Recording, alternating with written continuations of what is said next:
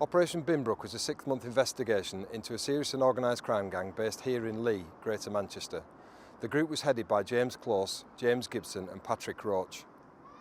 The operation was conducted in 4 phases, the first being money laundering, the second was a conspiracy to supply heroin, the third was concerned with firearms and the last being cocaine supply.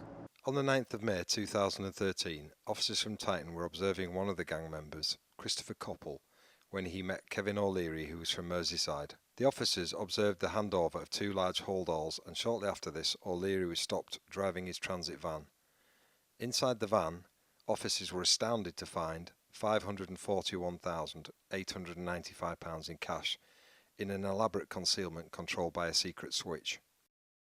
Only 2 weeks later the gang were to be involved in another massive cash movement. On the 22nd of May, Christopher Coppell was seen to meet Boyd Gibson. Again, an exchange was observed and Coppell was followed to his home address. When police searched the address, they were again astounded to find £470,395 in cash, together with cash counting machines. The police quickly attended Boyd Gibson's house, where a further £150,000 in cash was recovered from a sophisticated hide inside a Mercedes van. A fingerprint of James Gibson, who is the son of Boyd Gibson, was found on the access button to the hide. Telephone evidence would show that James Close had been involved in organising these cash transactions. The next phase of the operation saw the gang involved in dealing heroin. On the 25th of September, 2 of the gang's principal members, Patrick Roach and James Gibson, together with an associate, Michael Sidley, met a drug dealer from Gloucester, Simon Fowler. The deal saw the gang supply half a kilo of heroin to Fowler, but unknown to Fowler, the gang had ripped him off, only supplying powder with a very small amount of heroin contained in it. Fowler was arrested, returning to Gloucester. On the 17th of October, the investigation made a vital discovery. Patrick Roach was stopped in the Lee area. When officers searched his van, they found a Converse boot bag that contained within it a sawn-off shotgun, together with a number of shotgun cartridges.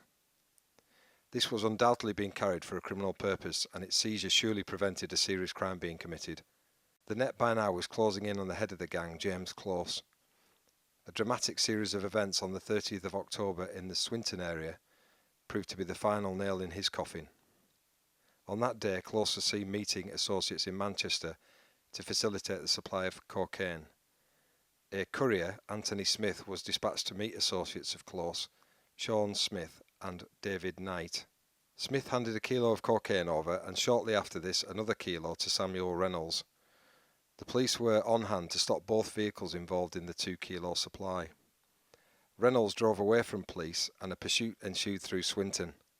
The chase ended up with the car crashing into a petrol station, narrowly avoiding disaster. All the persons concerned in the day's events were arrested. Searches following the arrest saw £80,000 in cash recovered from Sean Smith's house and a loaded pistol being recovered from Anthony Smith's house.